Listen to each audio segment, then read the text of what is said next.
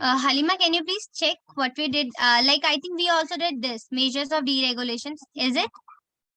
Yes, we did this. Okay, so we have to start from financial sector, if I'm not wrong. Financial sector, that also we did. Includes financial institutions. Okay, so we also did this reform. Yes, Okay, we did tax reforms. yes, tax reforms also.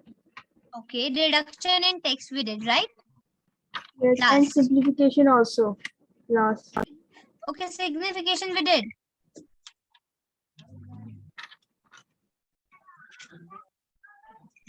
Yes. Yes, we did simplification. Okay, so we have to start from foreign exchange reform, if I'm not wrong. Yes. Yes, that we should be doing.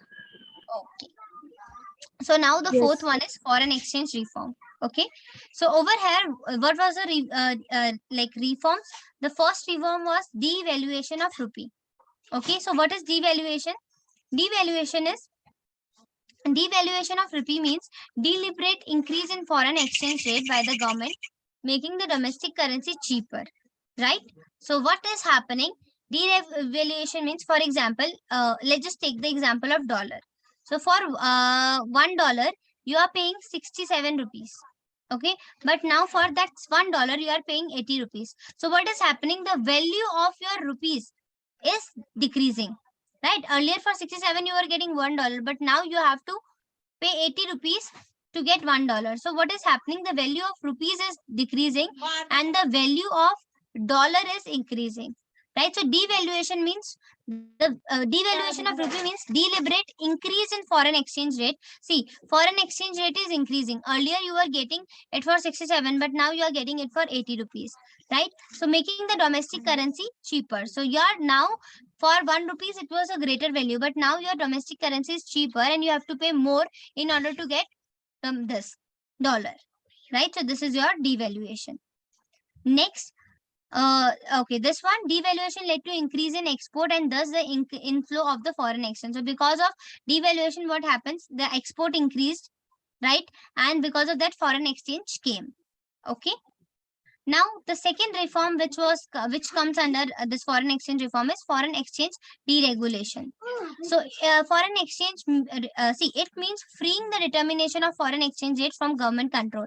So earlier, what will be the rate? For example, for $1 you have to pay 67 rupees. Who decide this? Government decide this. Okay. So now foreign exchange deregulation means you have to free it, that government won't be controlling it anymore. Right? So government don't have to control it. Foreign exchange rate means the price of one currency in terms of another. Okay. So foreign exchange deregulation means that freeing the determination of foreign exchange rate from government control. Now more often exchange rate are determined in the foreign exchange market based on demand and supply of exchange rate. However, RBI may intervene to control high exchange rate fluctuation. So what happened earlier? Everything was being controlled by the government, but now everything is determined by demand and supply of foreign exchange, right? And but in some cases, RBI also plays an important role in exchanges of the fluctuation. Okay. Okay, Halima. Okay. Okay. So first you will write fourth, foreign exchange reform, and then you will write devaluation of rupees. Then you will write this and this point as well.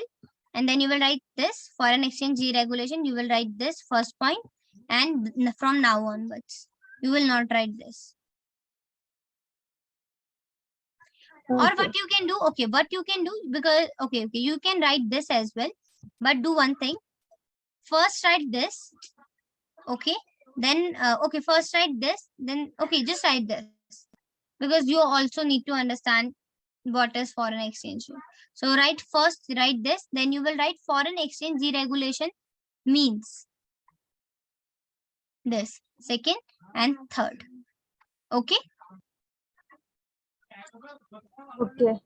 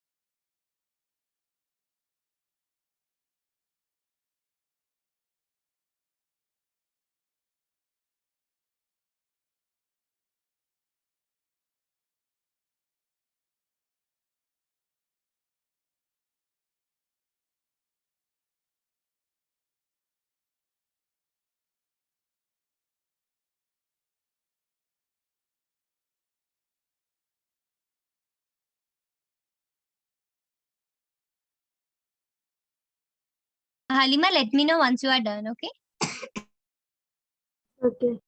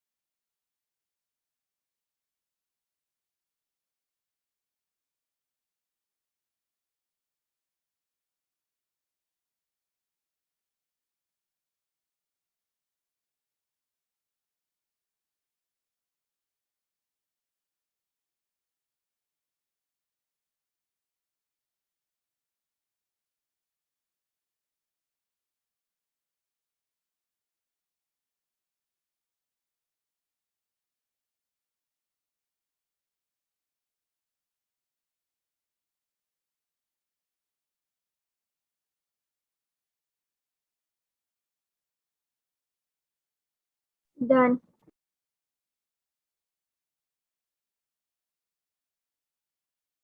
Okay, Arima. So now, next we are going to do this trade and investment policy.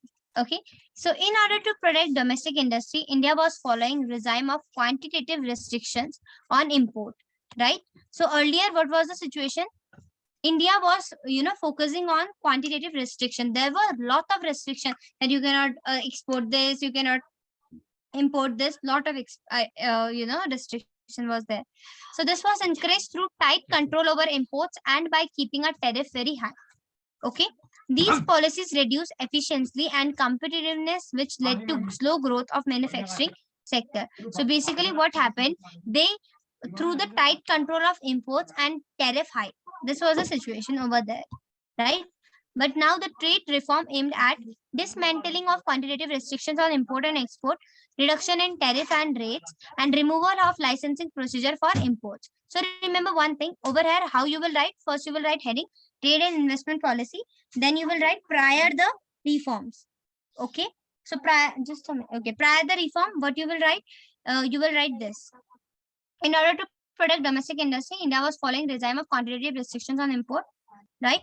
And then you will write tariff was very high, right? Then you will write okay, just write this. Control over and keep by keeping this was encouraged. Okay, these two things. The tariffs was very high. These two things. Okay, just write it down and then we'll do the next one.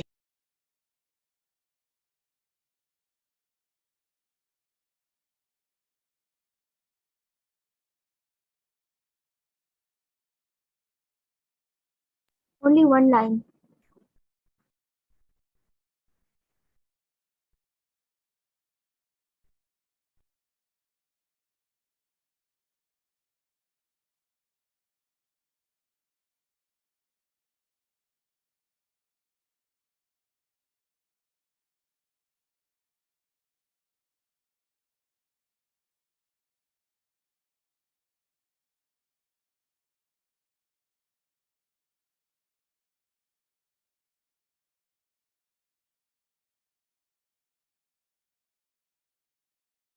Yes, Alima. Only one line I should write. You have to write this first point and this point. And second point, tariff was very high. You just need to modify it. The tariff was very high. Okay, tariff meaning tax on Yeah, profits of business enterprises. very Okay. good. Yes.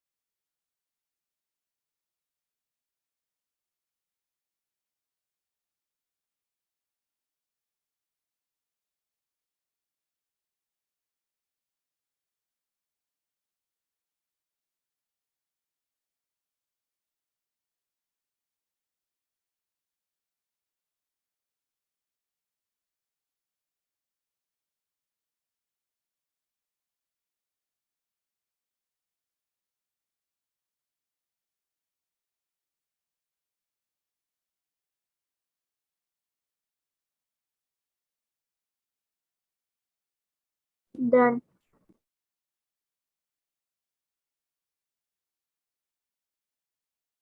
Okay. Now, the next part you are going to write this. Heading will be trade policy reform aimed at and first. When the policy reforms were introduced, the first was that they will dismantle. Dismantle means discontinue the restrictions on import and export. Second, they will reduce the tariff rate. And third, they will remove the licensing procedure for imports.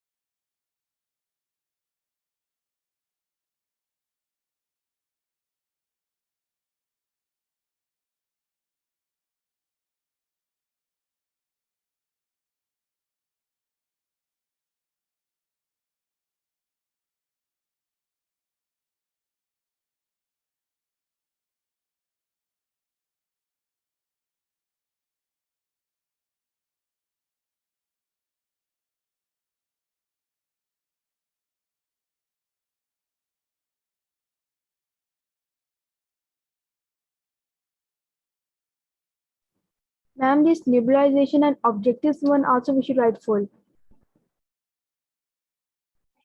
Which one? Liberalization. This one or this part? Yes. No, no, I'll just discuss it, then I'll let you know. Okay. Okay. Done. Yeah. Oh. Good evening, Sana. Okay. So we are basically the portion which you missed, you will be watching recording. Just mention, okay, and rest we are continuing. Okay. Okay, ma'am. Yeah. Okay. So see, liberalization. We are dealing the topic liberalization. So liberalization of trade and investment measures. So first, import licensing was abolished, except in the case of hazardous and environmentally sensitive industry. So if you are going to, do import of anything, no need of licensing, right? But only if you're going to import any hazardous object or any environmental sensitive industries, then you need licensing. Next, quantitative restrictions on import and manufacturing consumer goods and agriculture products were also fully removed from April 9, 2021. Okay.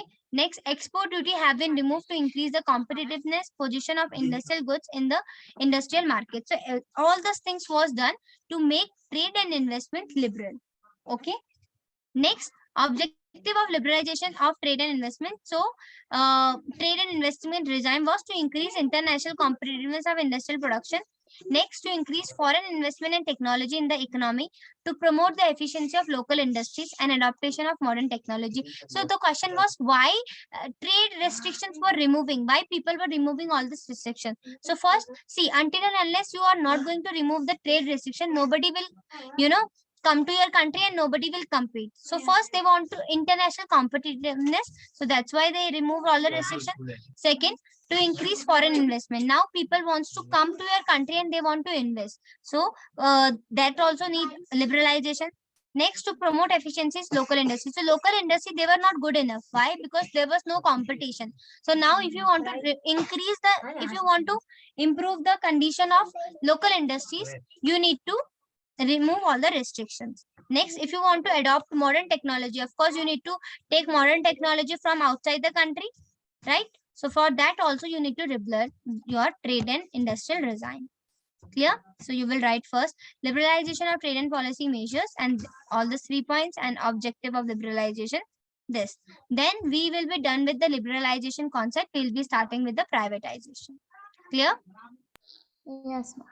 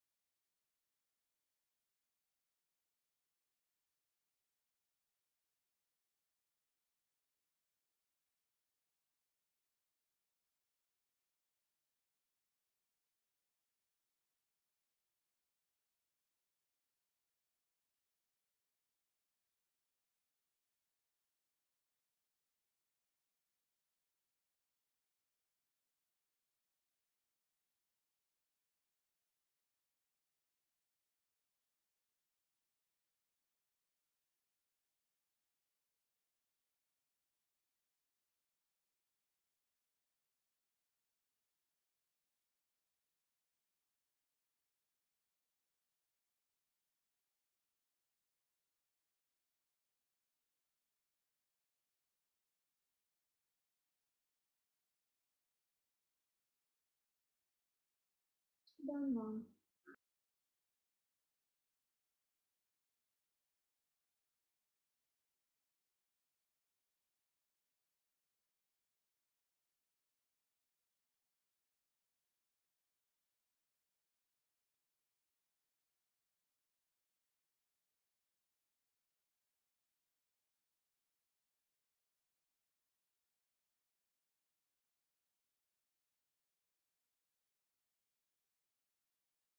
Done.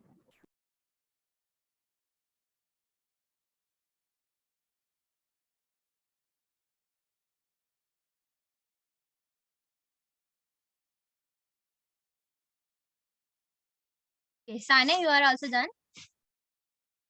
Yes, ma'am, I'm done. So now we are going to start with the next topic, which is your privatization. As discussed earlier, we had three topics, right? It was LPG, right? One was your L, one was your P, and one was your G, right? L, P, and G. So L we are done. Now we will be discussing P, which is your privatization. Okay. So first of all, ma'am, what is privatization? So privatization means giving greater role to the private sector in the national building process and to reduce to the role of the public sector. Okay. So earlier, what was the problem? The only problem was that greater role was given to the government sector, right? So now privatization means giving greater role to the private sector in the nation building progress and to reduce the role of public sector. Now, government sector role you are going to reduce it, and private sector you are going to increase the role. Okay. Privatization implies sharing of the ownership of the management of government-owned enterprises. This is not important. The only definition is over there. Next, government companies. So first thing, what happened? Government companies are converted into private companies in two ways. Now, see, earlier 80% of the companies were government, right? But now we are going to convert it. So from where you are going to convert the government companies, you are going to change it into private companies, right? So there were two ways to convert it.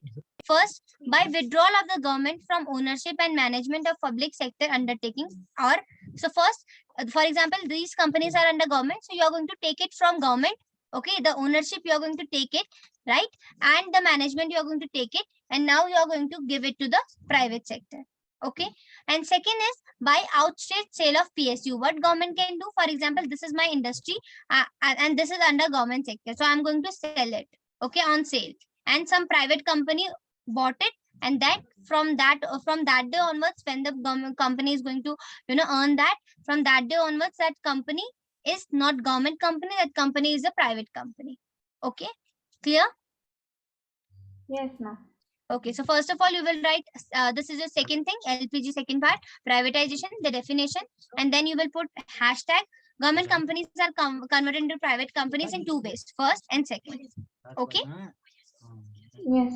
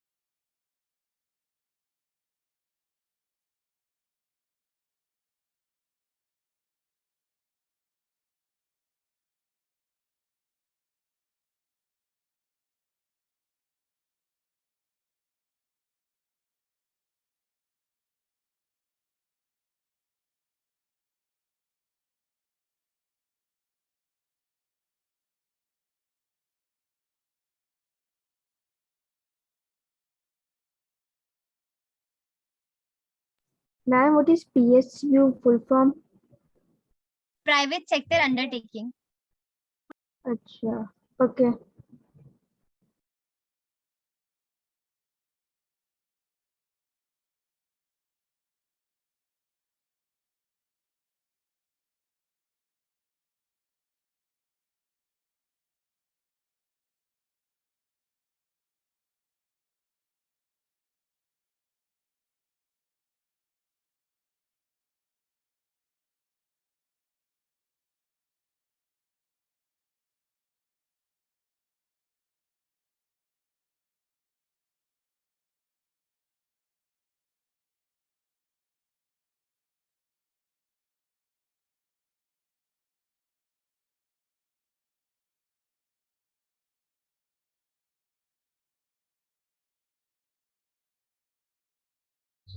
Done, ma'am. Done.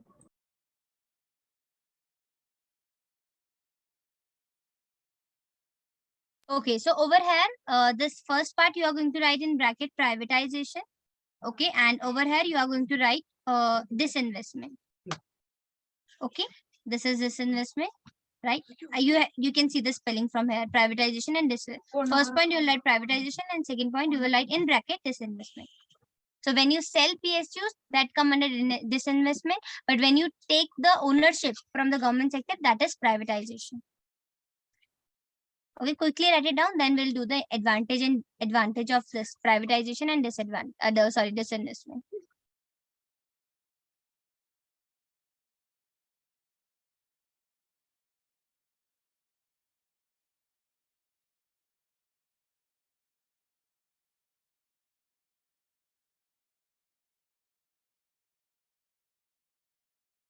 Done, guys? Yes. Done. Okay.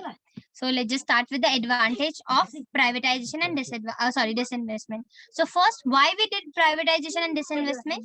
So it was in this sake that private capital and managerial capitalism could be efficiently utilized to improve the performance of PSUs. Right. So it was decided that, for example, in India, if you will compare private sector and the government sector, so you will get better facilities over private sector, right? So just to improve the performance of PSU, this was done.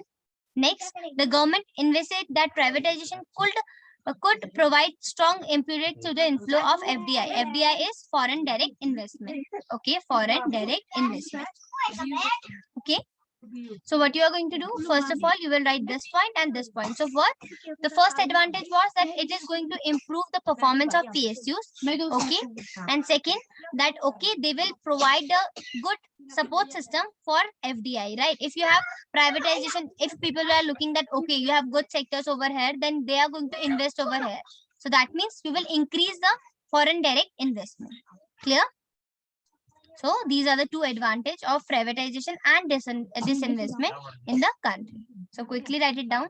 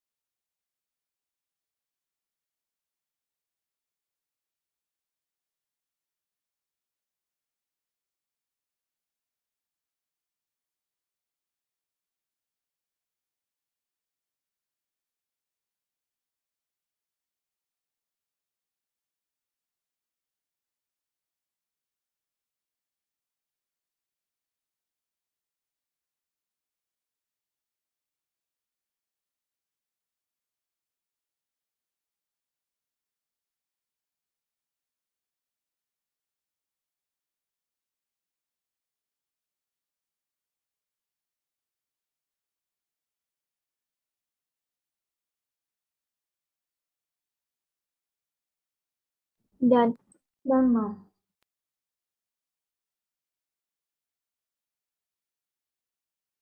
Okay, students. So whatever we did today, because I wanted to start the new topic, but it will take high time. So we'll be starting it in a new class. Okay, and in the next class, I'll try to finish globalization as well. So whatever we did, just quickly go through it and let me know if you have any doubt or any confusion.